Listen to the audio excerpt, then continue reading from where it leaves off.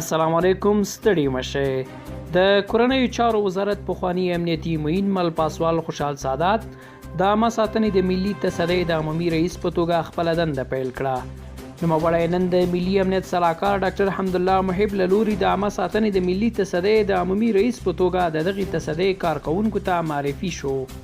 د معلوماتو تر مخه د ملي امنیت سلاکار د عامه ساتنې د ملي تصدۍ د نوي رئیس په پیژند غونډه کې په دغې تصدۍ کې د ځان بساینې په موخه د اصلاحاتو او د عوایدو د زیاتېدو نه ستاینه وکړه او وی ویل چې دغه لاسته راوړنې کافي نه دي او هیله ده چې نوي رئیس خوشحال سادات دغه تصدۍ د ملي او نړیوالو معیارونو ته په کتو برابر او لا منظم کړي.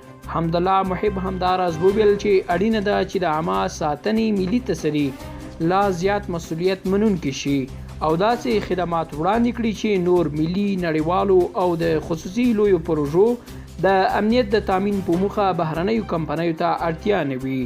د کورنیو چارو وزارت سرپرست وزیر مسعود اندرابي د پولیسو په تقویت او په دغه سکتور کې د غښتلي کدرونو په پیژندنه کې د ولسمشر محمد اشرف غني او د ملي امنیت سلاکار له ملاتړه مننه وکړه.